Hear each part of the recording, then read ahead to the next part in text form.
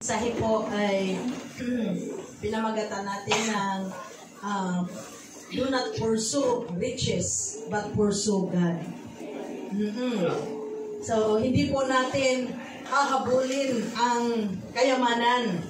Hindi po natin hahabulin kung anumang meron ang sanlibutan, kundi habulin natin ang Panginoon.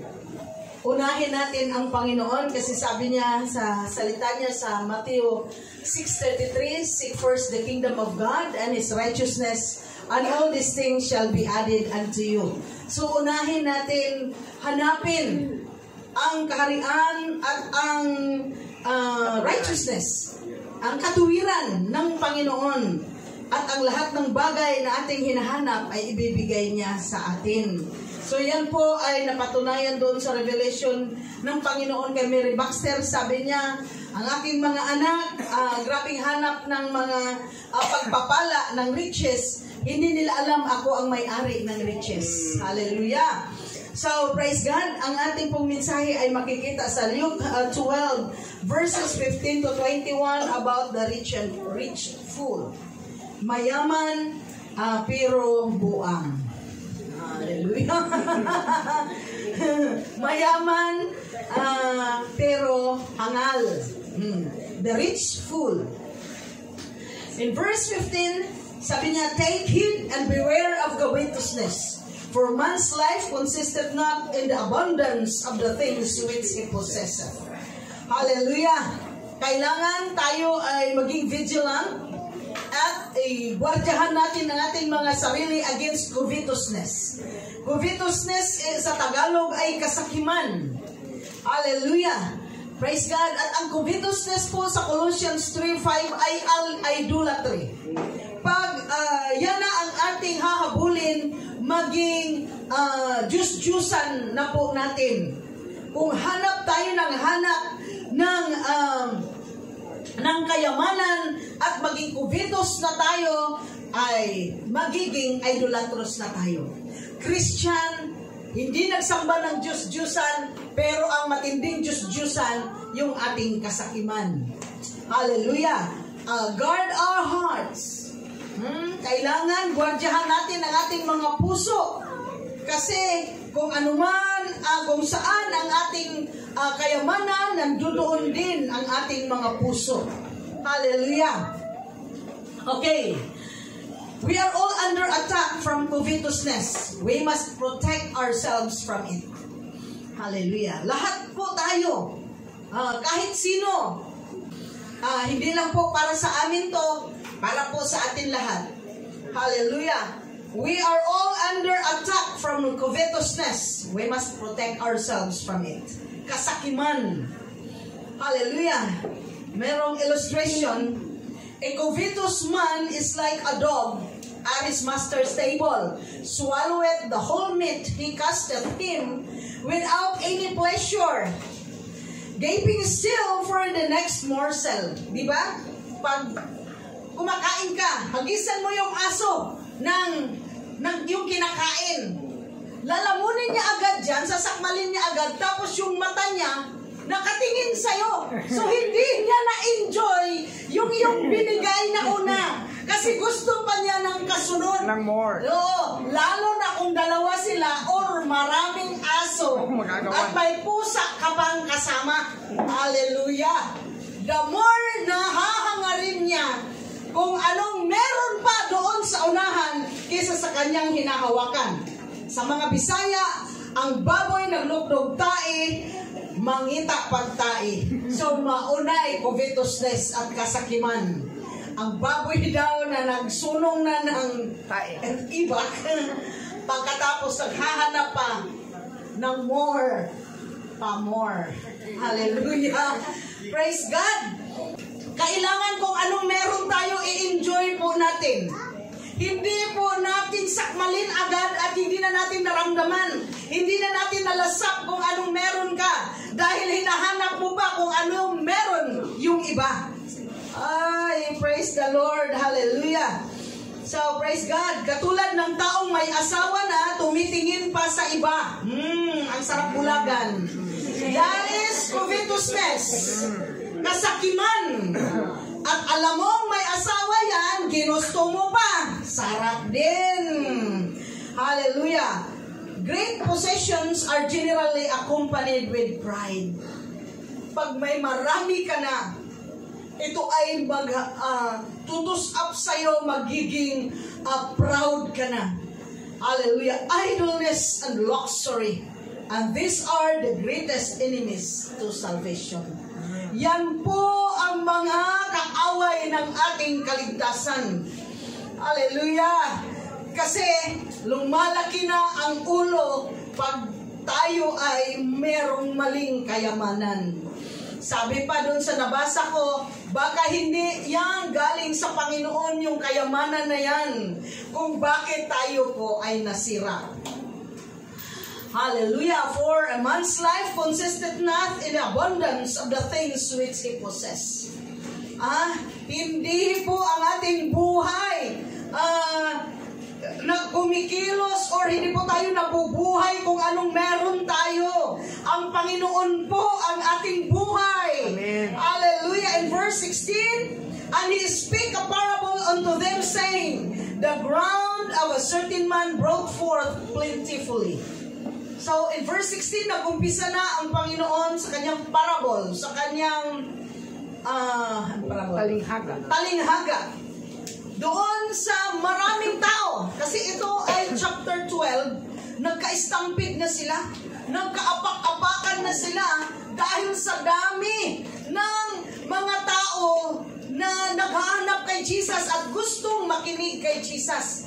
Sumikat ng gusto si Panginoong Jesus that time na nagkaroon na ng mga stampede. Hallelujah, kung saan siya nagtuturo.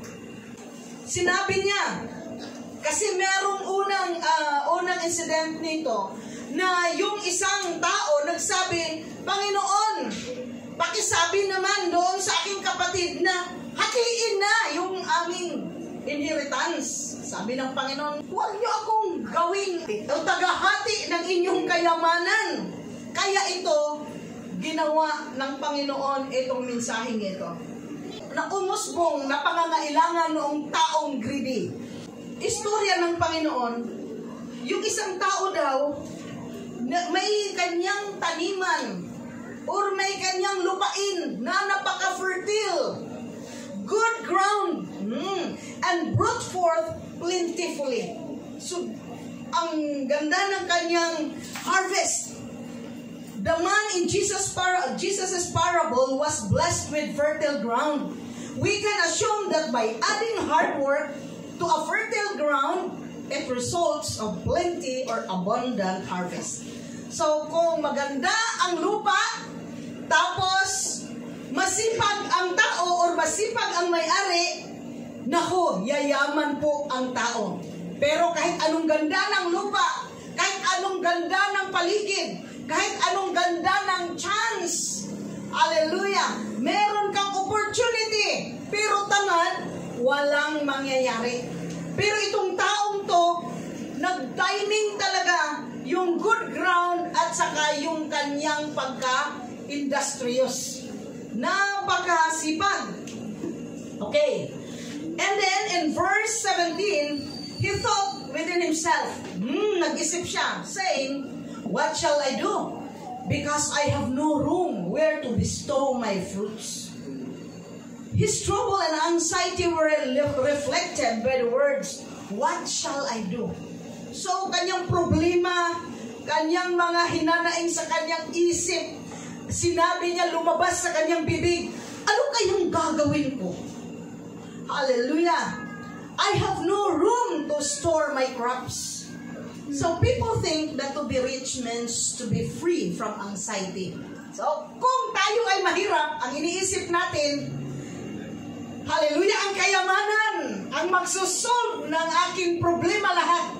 At hindi na ko problema, hindi na ko mag-iisip. Sa totoo lang, mga mahihirap, tayong medyo, huwag na sabihin natin mahirap tayo in Jesus' name. Oo, ang kayamanan ang magbigay sa iyo ng maraming problema kung hindi natin idulog sa Panginoon. Hallelujah! Kaya paminsan-minsan maging kontento tayo, unahin lang natin ang Panginoon sambahin natin ang Panginoon. Praise God. Kasi ang mga tao nung yumaman na, hindi na makakilala ng tao. Sabi ko nga, merong nag-contact sa akin, sabi, contact niyo naman si Fulano. Sabi ko, bakit po? Sabi, kasi grabe na. Sabi ko, nakakakilala pa ba ng tao? Sabi niya, oo naman, grabe ka naman. Hindi ko yan. Kasi may mga tao walang sakit, hindi na nakakilala ng tao. O, di ba? Oo.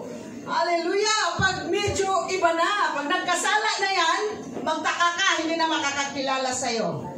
Pag marami ng pera, magtaka ka, hindi na nakakilala sa'yo.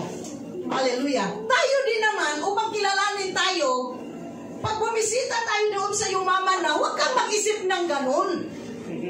Dahil laging iniisip na paano makakuha, paano makautang, paano makahingi. Huwag, pumunta tayo mga musta, katulad nung dati na wala pa siyang pera. Hallelujah. Upang hindi matakot sa atin yung mga yumaman. Amen. Amen. Kasi tuloy nakakatakot tayo eh. Umustahin lang. Huwag yung pagdating, akala mo talaga, pagtalikod pa niyan, i-backbite pa, sabihin, dami-daming pera, hindi naman naka-offer. Hayaan mo, katulad dati, offeran tayo o hindi, ang importante mga musta, upang hindi makalimot, upang hindi ma-amnesia yung tao na natatakot na tuloy sa atin. Hallelujah. Yung iba, hindi yan natatakot, pero hindi na talaga nakakilala. Nakalimot na, nakainom na ng gamot sa kalimot. Hallelujah. Praise God. So, kung iniisip natin mawawalan tayo ng problema kung yumaman tayo, mas maraming problema doon. Ngayon, problema natin ay piso. Pag yumaman tayo, millions na po ang ating babayaran. Marami na po ang... pero, hallelujah, kung unahin po natin ang Panginoon, Panginoon po ang magbigay sa atin ng kapayapaan habang yumaman po. Amen. Praise God. Hindi po bawal ang yumaman. Basta unahin natin ang Panginoon.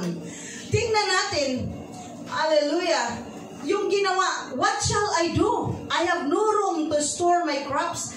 Makita natin, itong taong to ay ungrateful. And he does not pray. Bakit ungrateful siya? Kasi in 1 Thessalonians 5:18, in everything, give thanks, for this is the will of God concerning you. Concerning doon sa taong pinagpala na yun ang gusto nang mangyari sa iyo ng Panginoon, na magpasalamat ka kasi mas concerned pa rin ang Panginoon sa iyo. Hallelujah. Hindi po siya nagpasalamat sa Panginoon. Nag-isip lang nang nag-isip, kaya nagka-problema siya. Nalilito na siya. Hallelujah. With that two questions he had in his mind, he never asked God in prayer to help him of what to do. Hindi po siya nanalangin kung anong gagawin niya. Hallelujah. Self-willed ang taong to. Hindi mapasalamatin, hindi mapanalanginin, at saka self-willed. Ano ba yun? Yung sarili lang nasusunod. Sarili ang nasusunod. Siya lang ang magpaplano sa sarili niya. And in verse 18, and he said, this will I do. I will pull down my barns and build greater, and there will I bestow all my fruits and my goods. Ito daw ang gagawin niya. Gigibain niya yung maliit niya na lagayan at gawa siya ng malaking building. Hallelujah. Kung saan doon niya ilagay ang kanyang mga naani at ang iba pa na kanyang mga goods. The man in the parable had his life, hallelujah, confidently planned. Matalino to, matalino. Siya lang ang nagplano sa sarili niya at hindi na niya isinali ang Panginoon sa kanyang mga plano. Hindi na siya humingi ng kung ano ang kalooban ng Panginoon. Dire-diretso. Number 1, hindi na mapasalamatin, hindi mapanalanginin, hindi humingi ng Hallelujah. Kung ano ang kalooban ng Panginoon sa kanya. Siya lang nagplano sa sarili. Kaya huwag po tayong ganyan. Huwag po natin pagplanuhan ang sarili natin. Ilagak po natin sa Panginoon ang lahat. Kung ito ba ay kalooban ng Panginoon. Hallelujah. He will build greater storage to manage His crops. Self-centered in verse 19. Self-centered, self-willed, self-centered, and I will say to my soul, sabihan ko ang aking kaluluwa. Kaluluwa, thou hast much goods laid up for many years. Kaluluwa, marami ka ng kayamanan, marami ka ng crops, marami kang goods. Oo, for many years. Anong sabi ng prayer? Give us this day our daily bread. Mapapanis po yun. For many years. Masisira po yun. Malalanta po yun. So, hallelujah. Ang kalooban ng Panginoon, give us this day our daily bread. Pero siya, nag-impact siya para sa maraming taon. Take thine ease. Sabi niya sa kanyang kaluluwa, magpahinga ka. Kumain. Mag-relax, kumain, uminom. At magpakasaya. Itong magpakasaya, alam na natin kung ano itong gagawin. Lahat gagawin niyang kasalanan upang maging masaya siya. Kasi ang kasiyahan ng tao, paglaman ang kikilos, lalo na lalaki to, kahit babae pa, alam na natin kung anong gagawin niya. Hallelujah. Inom. Barkada, sugal, babae. Kung medyo maging bakla na naman siya, lalaki. Hallelujah. Kasi hindi natin alam anong magpapakasaya sa kanya eh. Hallelujah. And be merry. In Proverbs 3:9-10, honor the Lord with thy substance. Kung meron tayong blessing, unang-una magpasalamat tayo sa Panginoon. Amen. Ang sunod po ay ating parangalan. Ating parangalan ang Panginoon sa ating mga ani, sa ating mga resources, ating mga substance. And with the first fruits of all thine increase. Kung tumubo man yan, yung first fruit, ibigay po natin. Hallelujah sa Panginoon. So shall thy barns be filled with plenty, and thy presses shall burst out with new wine. Upang daw mas lalong dumami. Hallelujah. At ang iyong mga giikan, yung mga gilingan, barns, ng olive, ay puputok na daw sa dami ng wine. Hallelujah. Mag-produce ng maraming pera yan. Pero, ang unang verse, honor the Lord. Parangalan po natin ang Panginoon sa ating mga substance. Hallelujah. Sabi niya, soul, thou hast much goods laid up for many years. Kalag, kaluluwa. Hallelujah. Marami ka ng pagkain. Ito ay aabot to ng maraming taon. Very futuristic. He does not consult God. Hindi atin ang bukas. Amen. Ha? Baka ito, ang dami-dami. Hoy, hindi kinonsulta ang Panginoon. Hallelujah. At hindi atin ang bukas. Matthew 6:33. Seek ye first the kingdom of God and His righteousness. Hallelujah. Pag tayo may blessing, unahin natin ang kaharian ng Panginoon at ang kanyang katuwiran. Number 1, paano natin unahin? Pag may blessings, magpasalamat sa Panginoon in 1 Thessalonians 5:18. Number 2, pag may blessings, honor the Lord with thy substance. Amen. Hallelujah. Hallelujah. So, parangalan natin ang Panginoon sa ating mga natanggap na mga pagpapala. Hallelujah. Number 3, bring your tithes and offerings in Malachi 3:10. Number 4, in 1 Timothy 6:17-19, charge them that are rich in this world that they be not high-minded.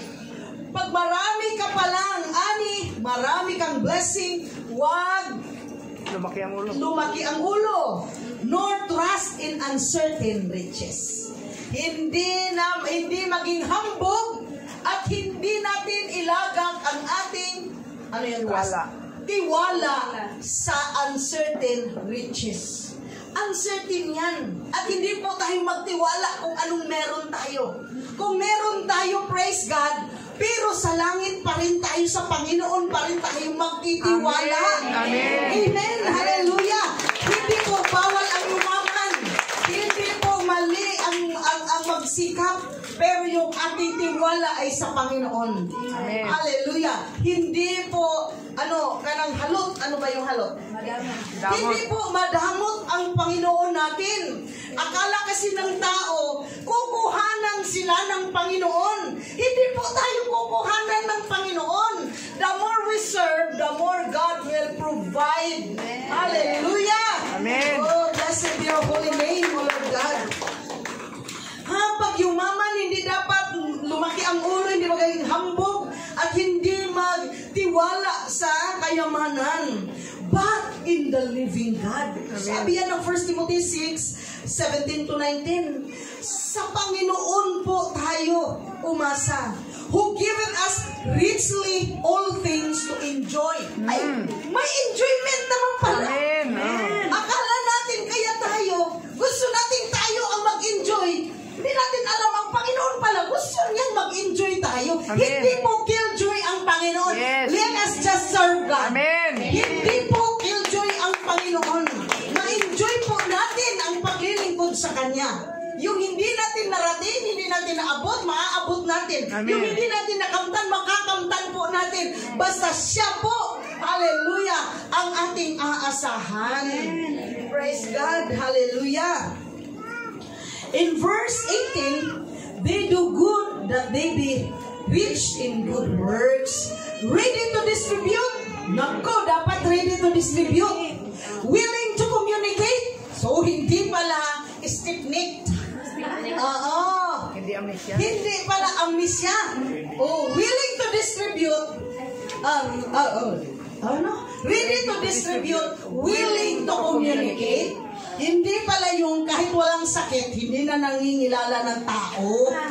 Oo.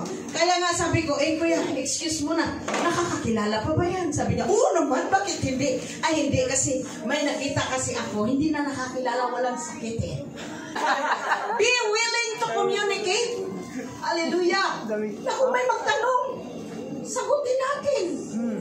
Hallelujah. Okay, verse 19. Laying up in store for themselves a good foundation against the time to come. Yes. So, yung ating paghahandaan, yung mga darating na mga panahon na hindi natin hawak, katulad ng bigla tayong magkasakit, katulad ng bigla mawalan ng kung ano, katulad ng biglang mamaats. Pag bigla nang mamatay, are you ready? Nakapaglingkod ba tayo sa Panginoon? Hindi ba tayo mahiyang humarap sa ating Panginoon? Kasi pwede namang lumusot. Kasi ang salvation is to receive Christ as our Lord and Savior. So lusot. Hindi ba tayo mahiya? Paano natin ginamit ang ating oras, ang ating linggo? Hallelujah! Habang imbis na magbasa ng Biblia, anong ginawa natin? Okay, kasi haharap tayo sa Panginoon pagdating ng araw. Kaya kailangan ang ating iiimbak sa ating sarili ay mga pundasyon daw na maghahanda sa atin sa mga untoward situation. Hallelujah! That they may lay hold on eternal life. Kailangan natin na mag-imbak tayo for our eternal life. Yon si Aljim, magaling doon magturo ng ganyan. Sabi niya, yung ating resources, i-translate natin na maging may magawa sa eternal life. kayamanan sa langit. Oh, ang kayamanan sa lupa, maging kayamanan natin sa langit. Kasi, yung mga tao sa labas, hindi nila alam kung paano, hallelujah, na yung kanilang kayamanan sa lupa ay maging kayamanan sa langit. Hindi nila alam eh. Tayo kasi tinuturuan tayo lagi. Nasa sa atin na yun. Kailangan ang ating, kung anong meron tayo, matranslate yan na maging for our eternal life. Hallelujah. Sabi pa niya, take thine ease. Eat, drink, and be merry. Fleshly desires. Yan ang mga unod nun nga himok. Lust of the flesh, lust of the eyes. Yung makabusog sa mata, makabusog din sa laman. So, siging pabusog sa tiyan, siging kain kung saan sa restaurant. Kumusta ang ating kaluluwa kung hindi ba payat? Sige, inom kung saan. Kumusta ang kaluluwa kung hindi ba uhaw? Hallelujah. Masayang-masaya. Kumusta ang Panginoon? Masaya ba sa buhay natin? In verse 20, but God said unto him, thou fool. Ito na, final na. Ikaw buang, ingon ang Ginoo. This night, thy soul shall be required of thee. Ngayong gabi, ang iyong kaluluwa, hallelujah, ay kukunin na ng Panginoon. Kanino mo ihahabilin itong mga bagay na iyong inimbag at inipon? Hallelujah. Masaya nga ako pag may mga vocabularies dyan sa... Kasi, praise God. Thou fool, this night you will die. Ngayong gabi, mamamatay ka na. Kanino mo iwanan ang lahat ng kayamanan mo? Praise God. In Ecclesiastes 9:12, for man also knoweth not his time. Ang tao hindi niya alam kung kailan ang kanyang oras. In Colossians 3:2, let us set our affection on things above, not on things on the earth. Kailangan yung ating affection, emosyon, ay nakatuon sa mga langit nun, nga mga butang. Ano man ang mga langit nun, mga heavenly things. Matthew 6:19-20, lay not up for yourselves treasures upon earth, where moth and rust doth corrupt, and where thieves break through and steal. Huwag daw mag-imbak ng mga kayamanan dito sa lupa na kung saan ay kakainin at kukut-kutin ng mga kalawang ng moth and rust, and where thieves. Ang mga magnanakaw, lalo na dito sa Esperanza, maraming magnanakaw. Ang mga magnanakaw ay sisirain niya at nanakawin, sisirain niya bahay natin at nanakawan tayo. Pero lay up for yourselves treasure in heaven. Treasures in heaven, where neither moth nor rust doth corrupt, and where thieves do not break through nor steal. Hindi na daw masisira ng moth at saka ng rust, ng kalawang, at hindi na mananakaw sa atin. Hindi na siya makapanira sa atin, ang magnanakaw. Kasi inimbak po natin sa langit. How to lay up for ourselves treasures in heaven. Hallelujah. Yun ang na-mention, kunting na-mention sa maraming kalooban ng Panginoon. Una, pag tayo po ay binibless, give thanks to the Lord. Amen. Number two, kailangan natin i-honor parangalan ang Panginoon. Hallelujah, may dagdag pa yan. Mag-first fruit pa. Hindi ko kasi masyadong, yung first fruit kasi nagtatides naman. Pero kung meron tayong conviction, mag-first fruit po tayo.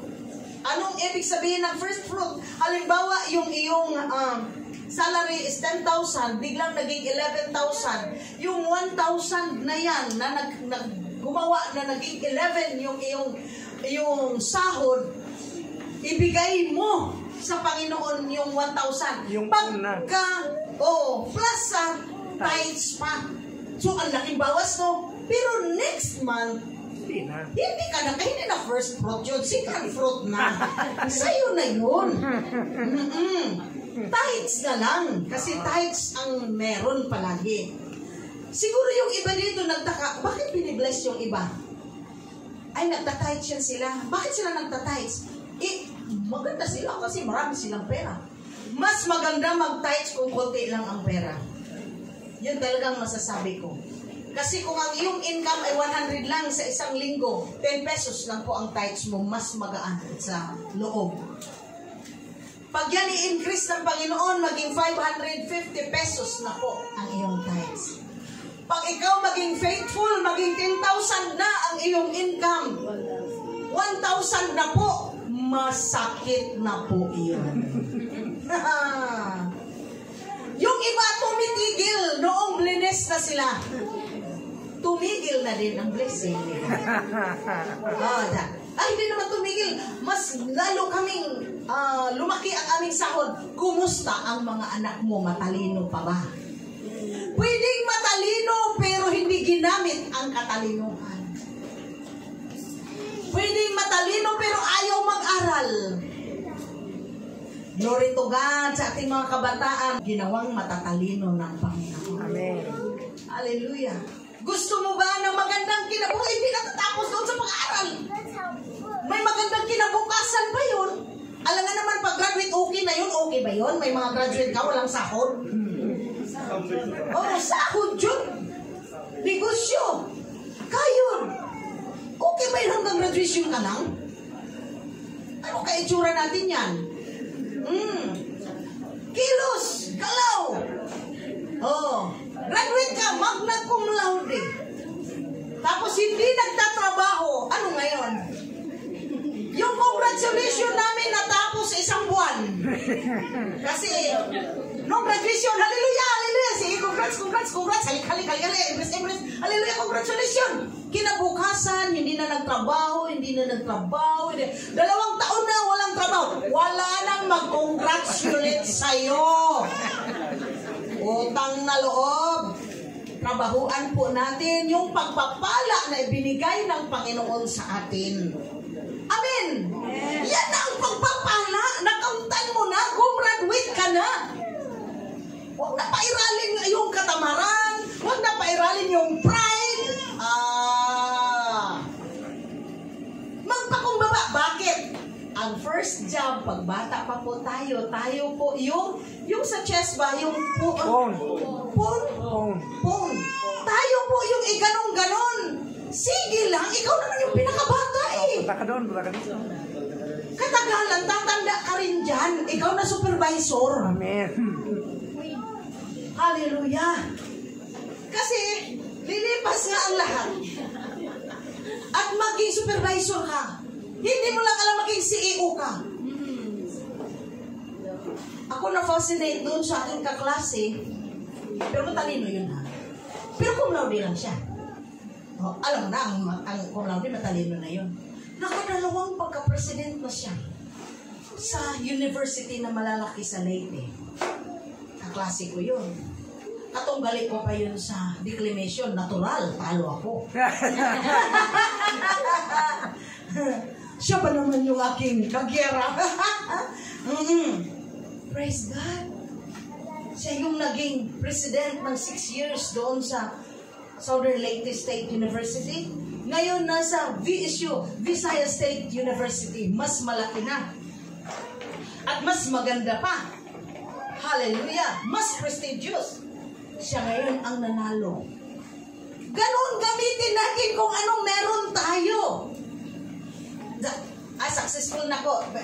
Tapos na yung usapan na yung pagka-president ha. Siguro isipin na, successful na ko, hindi na ako magsalma. Total, okay na ko na. Maraming magagaling ang mga anak po. Autistic. May autism.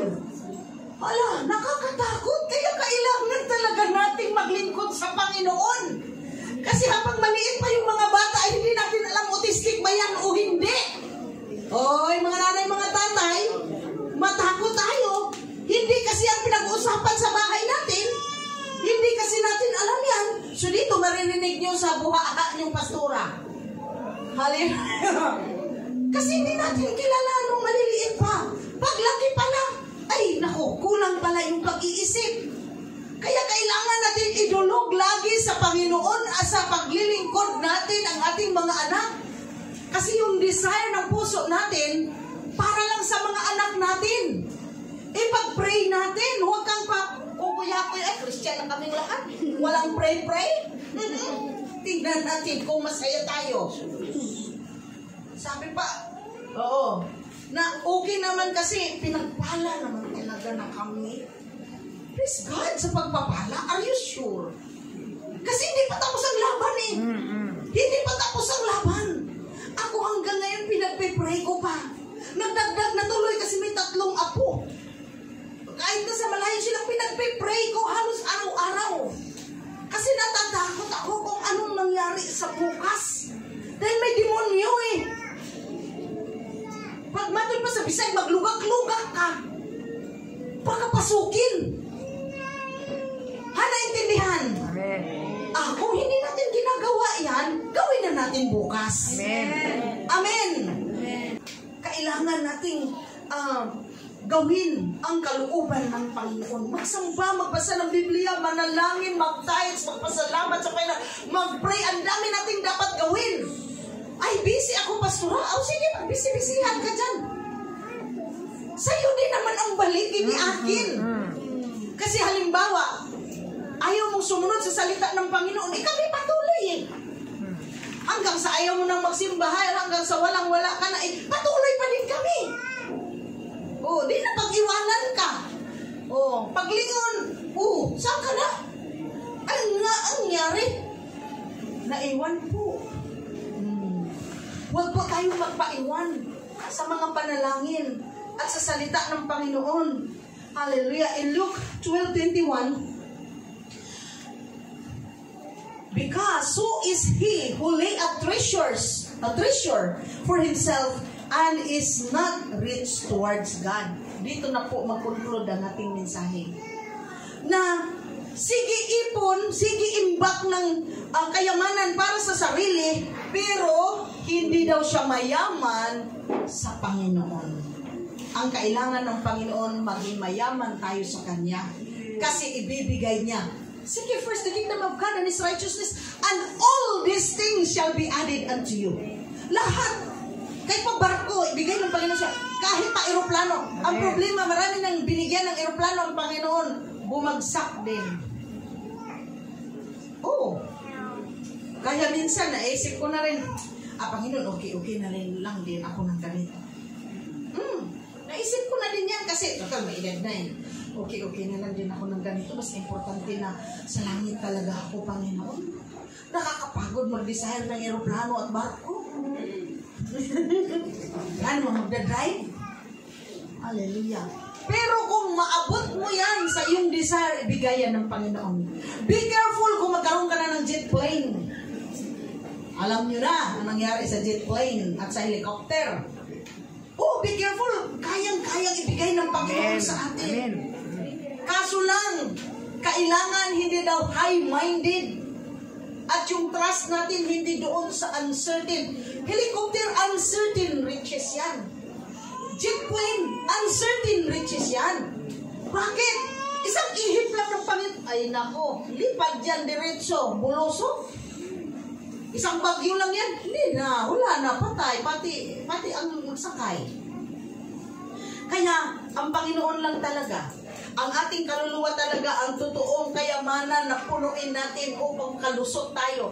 Pero wag nating maliin, ang salvation po ay doon noong tumanggap po tayo ni Panginoong Hesus bilang Panginoon na tagapagligtas. Pero noong tumanggap po tayo, sabi pa doon sa Sunday School, lumayas yung espiritong maitim, espiritong masasama. Kung hindi pa nakalayas yung masamang espiritu na yan, palayasin po natin upang ang espiritu ng Diyos ang siyang mananahan sa ating buhay. At kayanin natin na maglingkod sa Panginoon. Greed and worry are closely related. Hallelujah. And closely connected. Kasi yung greed or covetousness, tapos worry, okay. Ang greed daw can never get enough. Yung para covetous ba, pagka saking, hindi ka talaga para bang kulang pa rin, katulad ng aso. Kumakain na, ang mata, naghahanap pa. Hindi ka. Hallelujah. Kaya huwag talagang magpakampante sa paglilingkod sa Panginoon. Kasi pwedeng noong pag-umpisa mabait ka. Noong sa kalaunan, sa chorus, kung sa Bisaya pa, huwag kang kumpiyansa kung magaling kang kumanta. Pagdating daw sa chorus, baka hindi mo na alam ang tono. Matoy pa, muwawag na sa chorus. Ganon din ang buhay natin. Huwag tumingin lagi sa mga pastor. Tingnan mo sarili mo. Baka nasa chorus ka na.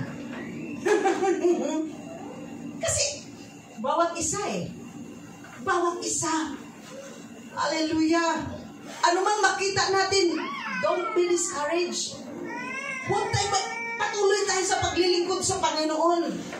May mas malala pa dyan na makita natin. Grabe. Pwede nung basahin sa, pwede nung, panoorin sa YouTube yan, Ravi Zacarias.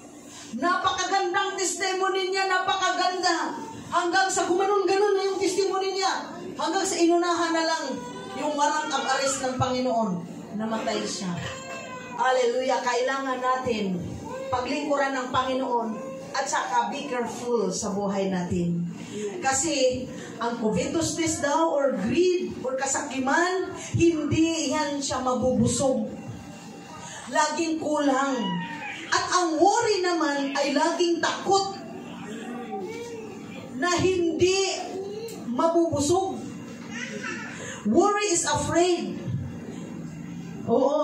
That it will never have enough. Yuck. Yung taong warrior, kasi wala kasi, paano na bukas? Kumain ka ngayon, kung mayroon ngayon. Mag-pray sa Panginoon. Maglingkod sa Panginoon. At saka, habang pinaglingkuran ng Panginoon, magtrabaho upang i-bless ng Panginoon ang ating trabaho. Hallelujah. Tayo pong lahat ay tumayo. Oh, glorify your holy name, O Lord Jesus.